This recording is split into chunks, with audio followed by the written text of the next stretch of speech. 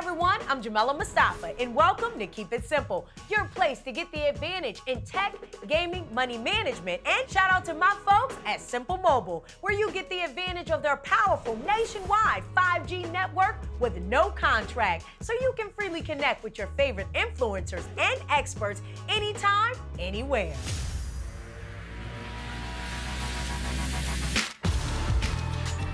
Today's episode is all about the latest in technology with Tech Me Out. She is great at what she does, but don't take my word for it. See for yourself.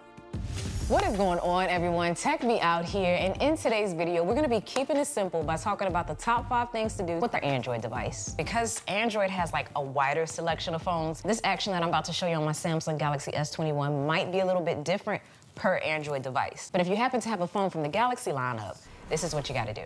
So by default, the power button actually controls Bixby, which is the smart assistant built into the phone. So by default, the way that you power the phone off is to pull down the notification shade and then tap on the power button.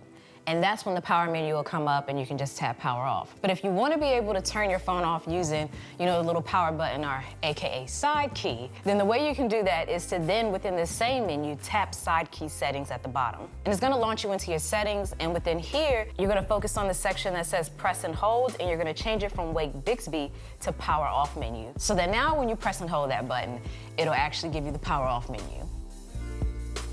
Keep it simple, quick tip.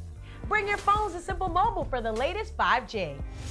Now, the next key thing to know is how to put your phone in low power mode. So low power mode is super clutch because it helps preserve the battery of your phone, especially when your battery's low. And it does this by temporarily reducing background activity like downloads and fetching your emails until you get to a point that you can fully charge your phone. The way that you perform this action is to pull down your notification shade. And there's a quick toggle in there that says power saving mode. All you have to do is tap that and then put your phone into low power mode or power saving mode. Now on Android, power saving mode is gonna reduce network usage, syncing, location checking, and it's also gonna limit the motion smoothness on your display. But the nice thing though about doing this action on an Android is that you get a few more options in terms of how power saving mode works. And the way that you can access that is to go into your settings, and we're gonna search at the top for power saving mode. And you're gonna tap on it in the results, and then within this section towards the bottom, you'll have a few options that you can actually control in reference to how low power mode works. It even gives you an estimate up here of your power saving battery life, so you get kind of an idea of how much time you have using your phone in this state. Now, the third thing you might want to do is know how to monitor your screen time, especially with it being a new phone. Yeah. You might find yourself having to limit app usage by setting timers for them so that basically the app locks you out of it once you reach that timer limit. In my case, it's Instagram. I had to get my life together because, yeah.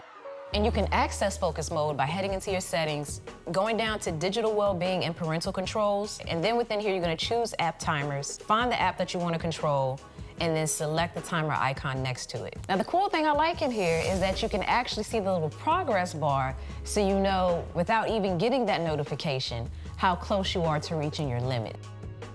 Taking a break from your phone is a smart move to relieve stress. Now with Simple Mobile's no contract plans and nationwide 5G, that's a smart move too.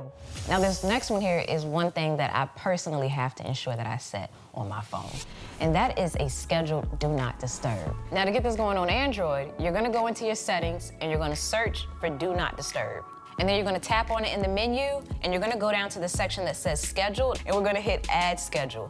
So you can come in here and you can name it what you want. You can choose the days in which you want it to apply, and then you can choose your start time and end time, and then hit save. Now, I really like how it works on Android because you can set different do not disturb schedules, because you can have one in here for work and another one in here for when you go to sleep. And then at the bottom, you can also designate the exceptions that you want to make. Now for this next one, we're gonna talk about your privacy settings for something specific like your location. The way that you can control that on your phone is to head into settings, and you're gonna search for privacy. And once you're in there, at the very top, you'll see permission manager.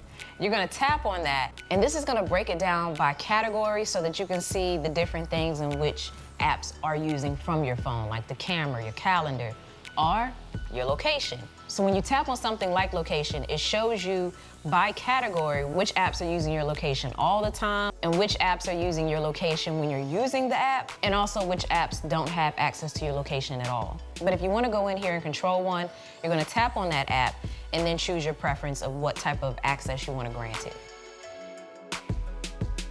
But I do hope you enjoyed this one, y'all. If you did, you know what to do to that thumbs up button down below. I do hope that I get to see you on my channel as well, but that is gonna do it for this one.